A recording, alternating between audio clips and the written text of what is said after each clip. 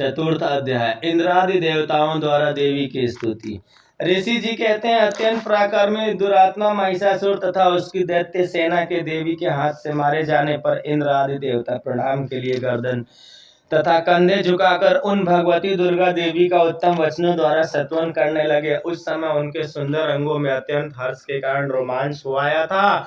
देवता बोले, संपूर्ण देवताओं को शक्ति का समुदाय ही जिनका स्वरूप है तथा जिन देवी अपनी शक्ति से संपूर्ण जगत को व्याप्त कर रखा है, समस्त देवताओं और महर्षियों की पूजनीय उन जगदम्बिका को हम भक्ति पूर्वक नमस्कार करते हैं।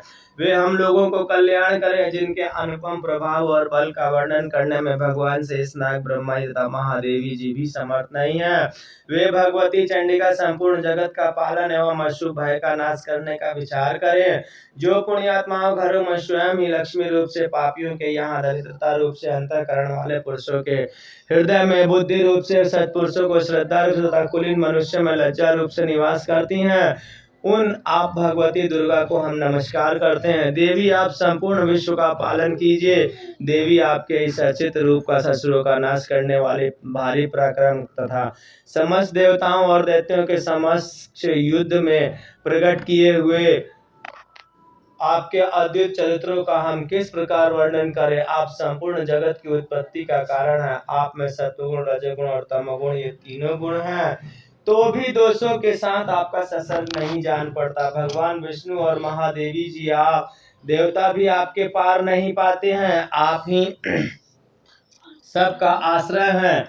यह समस्त जगत की आपका वंशभूत है, क्योंकि आप सबकी आदिभूता हैं, अव्यवकृता है, परा प्रकृति है। देवी, संपूर्ण यज्ञों में जिसके उच्चारण से सब देवता तृप्त लाभ करते हैं, वो स्वधा आप ही हैं।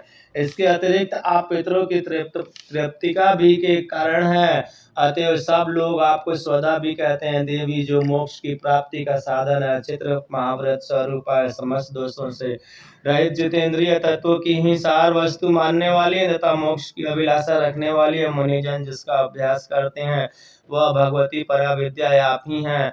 आप सब स्वरूपा है। अत्यंत निर्मल ऋग्वेद, यजुर्वेद तथा उद्गीत के मनोहर पथों के पाठ से नियुक्त सामवेद भी आधार आप ही हैं। आप देवी त्रयी और भगवती इस विश्व की उत्पत्ति एवं पालन के लिए आप ही वार्ता के रूप में प्रकट हुई हैं। आप संपूर्ण जगत की ओर पीड़ा नाश करने वाली हैं। देवी, जिससे समस्त शस्त्रों के सार का ज्ञान होता है, वह मेधा शक्ति आप ही हैं। दुर्गम भव सागर से पार उतारने वाली नौका रूप से दुर्गा देवी भी आप ही हैं। आपकी कभी भी आसक्ति नहीं है। कैटभ के शत्रु भगवान विष्णु के वक्ष स्थल में एकमात्र निवास करने वाली भगवती लक्ष्मी तथा भगवान चंद्रशेखर के द्वारा सम्मानित गौरी देवी भी आप ही हैं। आपका मुख मंद मन से सुशोभित निर्मल पूर्ण चंद्रमा के बीम का अनुकरण करने वाला है और उत्तम सुवर्ण की मनोहर कांति से कमनीय है, तो भी उसे देखकर महिषासुर का क्रोध और सहसा उससे उसका प्रहार कर दिया। बड़े आश्चर्य की बात है देवी, वही मुख से जब क्रोध से युक्त होने पर उदय काल के चंद्रमा की भांति लाल और तनी हुई भौहों के कारण विकराल हो उठा, तब उसे देखकर जो महिषासुर का प्राण तुरंत नहीं निकल गया, वह उससे और भी बढ़कर आश्चर्यचकित की बात है, क्योंकि क्रोध में भरे हुए यमराज को देखकर भला कौन जीवित रह सकता है। देवी, आप प्रसन्न हुई। परमात्मा स्वरूपा, आपके प्रसन्न होने पर जगत का अभ्युदय होता है और क्रोध में भर जाने पर आप तत्काल ही कितनों को कुलों का नाश सर्वनाश कर डालती हैं। बात अभी अनुभव में आई है, क्योंकि महिषासुर की विशाल सेना क्षण भर में आपने कोप भर में नष्ट कर दी है तथा अभ्युदय प्रदान करने वाली आप जिन पर प्रसन्न रहती हैं, वे ही देश में सम्मानित हैं। उन्हीं को धन और यश की प्राप्ति होती है। उन्हीं का धर्म कभी शिथिल नहीं होता तथा वे ही अपने हस्त पुष्ट स्त्री और मृत्यु के साथ धन माने जाते हैं। देवी, आपकी ही कृपा से पुण्यात्मा पुरुष प्रतिदिन अत्यंत श्रद्धा पूर्वक सदा सब प्रकार के धर्मानुकूल कर्म करता है और उसके प्रभाव से स्वर्ग लोक में आ जाता है। इसलिए आप तीनों लोकों में निश्चय ही मनवांछित फल देने वाली हैं। माँ दुर्गे, आप स्मरण करने पर सब प्राणियों का भय हर लेती हैं और स्वस्थ पुरुषों का चिंतन करने पर उन्हें परम कल्याणमय बुद्धि प्रदान करते हैं। दुख, दरिद्रता और भय हरने वाली देवी, आपके सिवा दूसरी कौन है जिसका चित्त सबका उपकार करने के लिए सदा ही दयाल रहता हो।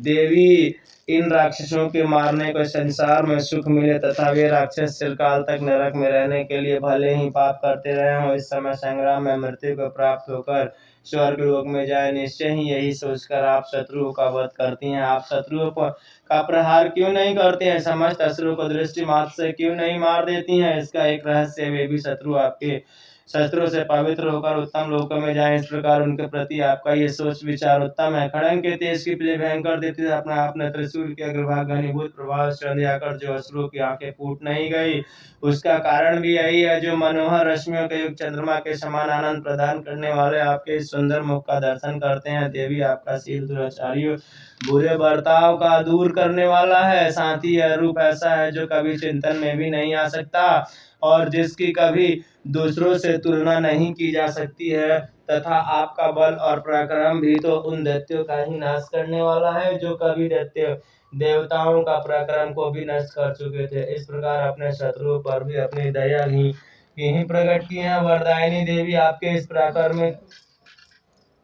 पराक्रम की किसके साथ तुलना हो सकती है, तथा शत्रुओं का भय देने वाली एवं अत्यंत मनोहर दे ऐसा रूप भी आपके सिवा और कहाँ है? हृदय में कृपा और युद्ध में निष्ठुरता, ये दोनों बातें तीनों लोकों में भीतर केवल आप में ही देखी गई हैं।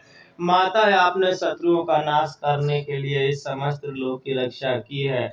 उन शत्रुओं को भी युद्ध भूमि में मारकर स्वर्ग लोक में पहुंचाया है, जहाँ से उन्मत्त दैत्यों से प्राप्त होने वाली देवी आप सूल समय रक्षा करें। अंबिके, आप खड़ंग से भी हमारी रक्षा करें तथा घंटा की ध्वनि और धनुष की टंकार से भी हम लोगों की रक्षा करें। चंडिके, पूर्व पश्चिम और उत्तर दक्षिण दिशा में भी हमारी रक्षा करें। अपने त्रिशूल को घुमाकर आप उत्तर दिशा में भी हमारी रक्षा करें।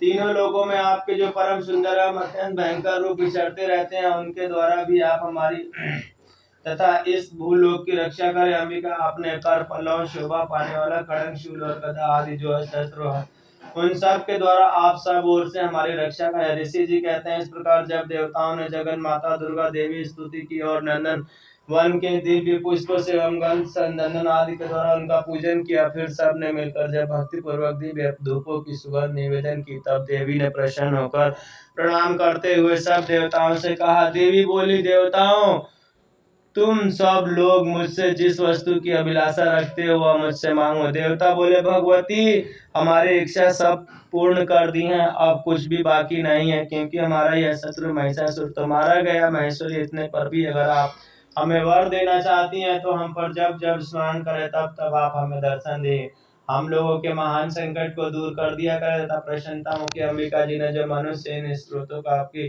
द्वारा आपकी स्तुति करे, उसे वित्त समृद्धि और वैभव देने के साथ साथ उसके धन और स्त्री आदि संपत्ति को ही बढ़ाने के लिए आप सदा हम पर प्रसन्न रहिए। ऋषि जी कहते हैं, राजन,